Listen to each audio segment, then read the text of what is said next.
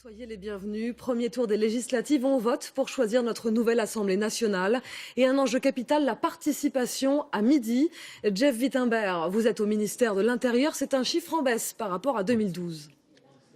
Oui, effectivement, un chiffre très en baisse, même 19,24% des électeurs français s'étaient rendus aux urnes à midi. Et c'est 2 points de moins quasiment qu'en 2012 à la même heure. Et en 2012, figurez-vous qu'on avait déjà atteint un record de faible participation à la fin de la journée, puisque seuls 57% des électeurs s'étaient rendus aux urnes pour le premier tour des législatives en 2012. Et bien cette année, en 2017, si cette mauvaise participation se confirme, on pourrait atteindre un nouveau record. Songez aussi qu'il y a un peu plus d'un mois, pour le premier tour de la présidentielle, à la même heure, déjà 28% des électeurs s'étaient rendus aux urnes. Alors le résultat n'est pas le même selon les régions françaises. Par exemple, dans certains départements ruraux comme la Creuse, le Gers ou la Corrèze, on s'est déjà beaucoup mobilisé, 37% dans la Creuse. À l'inverse, en Seine-Saint-Denis, seuls 11% des électeurs se sont rendus aux urnes à midi, et à Paris, à peine mieux, 11% également. Merci Jeff. 47 millions d'électeurs appelés aux urnes depuis 8 heures ce matin. Les bureaux de vote sont ouverts. Attention, ils fermeront à 18 heures ou à 20 heures pour les grandes villes.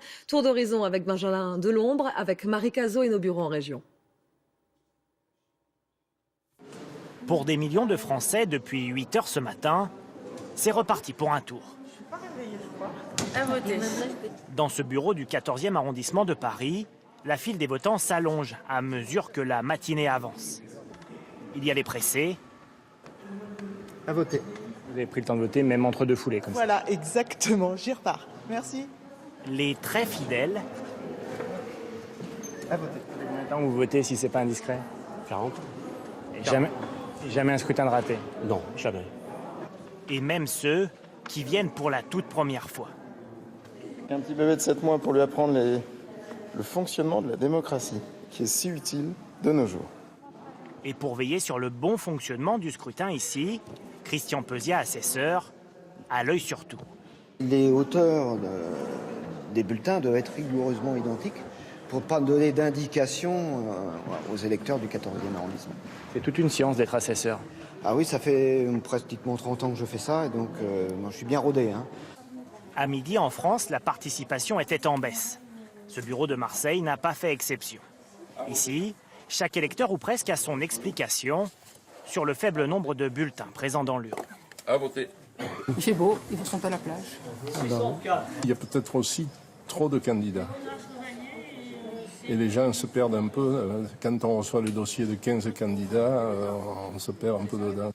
5 semaines après l'élection présidentielle, certains, en tentant près des isoloirs, iraient voter avec moins de conviction. Ce n'est pas le cas de ces Strasbourgeois rencontrés ce matin. C'est maintenant que les choses peuvent se mettre en place et que la vie politique va se mettre en place. C'est tout simplement exercer son droit de vote, c'est une nécessité absolue. Quelles que soient les opinions qu'on a, on a aussi le choix de voter blanc, nul. En France, les bureaux de vote ferment à 18 h et même 20 h dans les grandes villes.